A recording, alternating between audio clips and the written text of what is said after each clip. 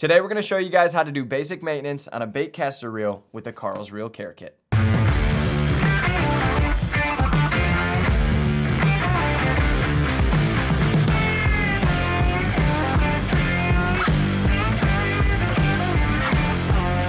I'm going to start by laying out my microfiber towel. This is going to give me a place to put my reel so that it doesn't get scratched, but it's also going to give me a spot to place all my components so they don't get lost. You're more than welcome to use this towel for anything you'd like, but this is what I like to use it for.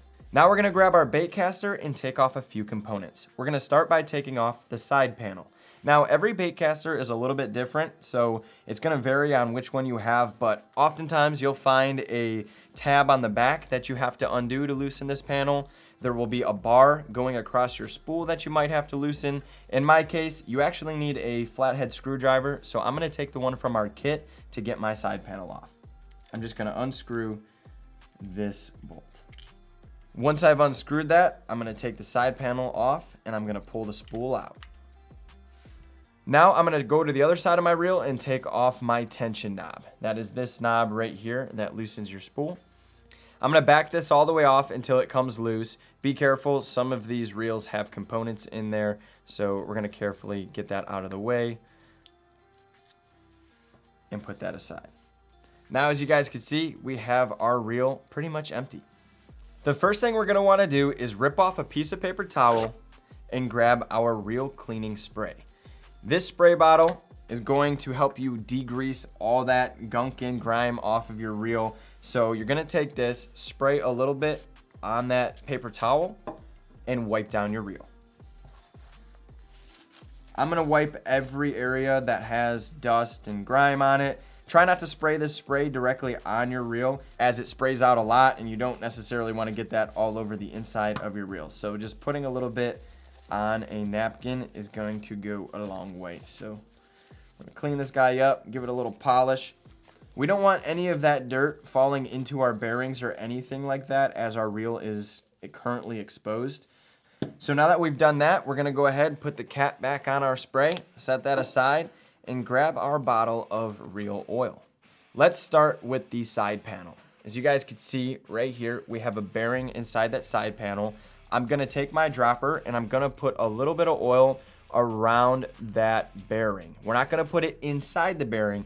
We're going to put it just around, and that oil is going to work its way into the bearing. So just do a couple little circles on there, get a little bit of oil, and you're good to go. Set that aside.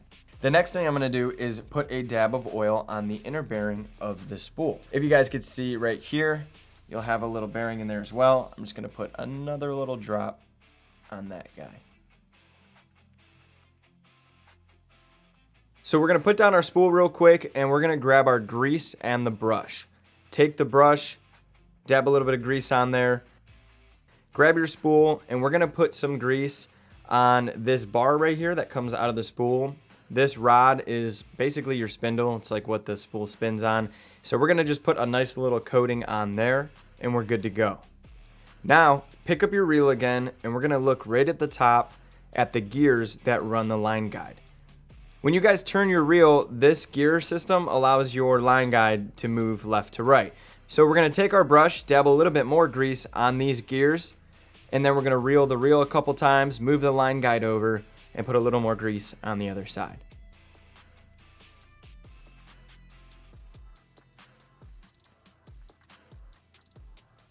And then lastly, we're going to go over to the reel and we're going to put a dab of oil inside that tension knobby. Again, if you got a bearing in there, just put that oil around the outside. Don't put it inside the hole, because in this particular part of the reel, that oil will just fall right through. So try to get it to the outer side.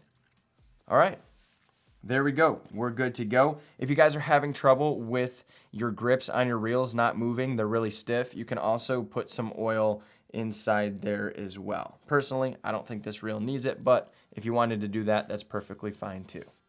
So now that we've done all that, we're pretty much ready to go. We're going to put the spool back in. I always start with the spool because a lot of times for everything to go back in the correct spot, you got to kind of do it in this order. So make sure that line's out of the way. Sometimes that can cause difficulties when it comes to getting everything back on, especially if you have really coiled line like here.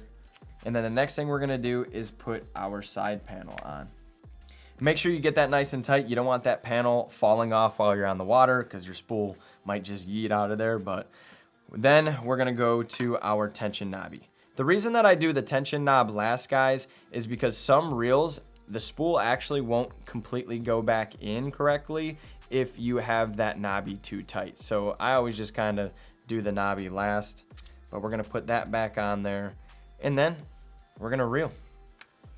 That thing feels good. It feels nice and smooth. It feels way better than it did before. To be honest, this reel was full of dust. I know it sounds probably a little wild, but that's just a fluorocarbon just banging around in there. But this reel, good to go. So there you guys have it. There's how you do some basic maintenance to a baitcaster reel. If you keep up on this, it's gonna keep your reels in good shape, add longevity to your reels, and it's gonna allow you to spend more time on the water. With that being said, I hope this helped you guys out, and I'll see you next time.